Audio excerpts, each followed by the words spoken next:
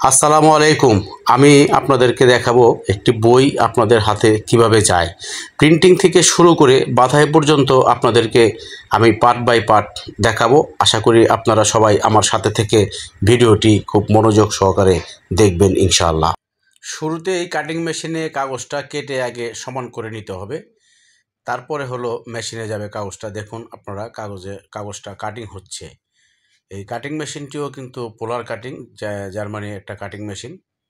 কাগজটা সুন্দর করে চতুর্দিকেই কাটিং করা হচ্ছে। এখন যে জিনিসটা দেখতে পাচ্ছেন এটি আমরা আমাদের ভাষায় প্লেট বলা হয়। এই প্লেটটি থেকে প্রিন্টিং মূলত শুরু হয়।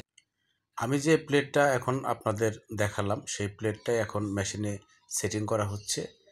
মেশিনটা সেটিং করার পরেই ছাপা শুরু হবে। আপনারা দেখতে থাকুন। প্লেট সেটিং করার পরে এখন কালি সেটিং করা হচ্ছে। অবশ্যই আপনারা দেখতে পাচ্ছেন ইয়েলো কালারটা সেটিং করতেছি। এদিক থেকে আর একদিকে সামনে আরেকজন কাজ করতেছে। ইয়েলো কালারটা এখন সেটিং করা হচ্ছে। প্লেটের কাজ অনুযায়ী কতটুকু কালি লাগবে সেই পরিমাণে কালিটা সেটিং করা হচ্ছে। কালিগুলো সেটিং করতে করতে আমি আপনাদেরকে মেশিনটা এক ফাঁকে দেখিয়ে দিলাম। আপনারা দেখতে পাচ্ছেন পুরো মেশিনটা। এই মেশিনটা 4 কালার একসাথে প্রিন্টিং করা হয়। মানে 4 রঙের বই যেগুলো আছে এই বইগুলা এই মেশিন দিয়ে প্রিন্টিং করলে একসাথে 4 কালার বের হয়ে আসে। একটি বই ছাপানোর জন্য অনেক আনুষঙ্গিক মেশিনে অনেক কাজ থাকে। সম্পূর্ণ মেশিনের কাজগুলো যদি আপনাদের দেখাতে যাই সেক্ষেত্রে ভিডিওটি অনেক লং হয়ে যাবে। তাই ভিডিওটি শর্ট করার জন্য আমি আপনাদের উল্লেখযোগ্য অংশগুলো দেখিয়ে দিচ্ছি। ছাপা অলরেডি শুরু হয়ে গেছে। আপনারা দেখতে পাচ্ছেন ফিডার থেকে কাগজগুলো যাচ্ছে। এখান থেকে কিন্তু সাদা কাগজ যাচ্ছে। এরপর ছাপা শেষে এখন চলে আসছে ভাজাই মেশিনে। এখান থেকে কাগজগুলো অটোমেটিকভাবে কাগজটি ভাঁজ হয়ে যায় বইয়ের আকারে। আপনারা দেখতে থাকুন কিভাবে কাগজগুলো ভাঁজ হচ্ছে আমি আপনাদেরকে দেখিয়ে দিচ্ছি। অটোমেটিক মেশিনে কাগজগুলো ভাজাই হয়ে থাকে। ভাজাই করাটা খুবই স্পিডে হচ্ছে ভাজাইটা।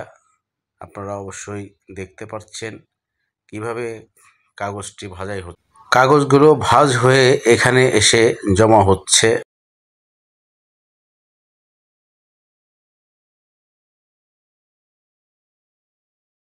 কাগজ ভাজাই শেষে এখন সেলাই মেশিনে চলে আসছে। এখানে অটোমেটিক মেশিনে কিন্তু সেলাই হচ্ছে।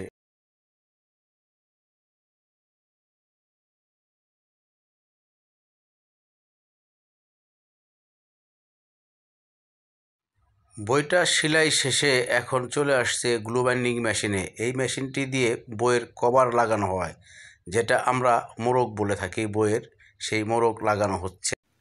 এই মেশিনটিতে কাজ করতে 3 জন লোক লাগে। 3 জনে মিলে এই কভারটা লাগাইতেছে বইয়ের মধ্যে। একজন সামনে থেকে একটি করে বই দিচ্ছে আর মাঝখান থেকে একজন একটি করে কভার দিচ্ছে। কভার লাগানো শেষে এখানে আরেকজনে বসে বইগুলো কাউন্ট করে এক জায়গায় গুছিয়ে রাখতেছে। অলরেডি বই কমপ্লিট হয়ে গেছে। বই এখন আপনাদের সকলের হাতে চলে যাবে। ভিডিওটি ভালো লাগলে লাইক, কমেন্ট, শেয়ার করে অবশ্যই আমাকে কাজে উৎসাহিত করে আমার পাশে থাকবেন সব সময়। আল্লাহ হাফেজ।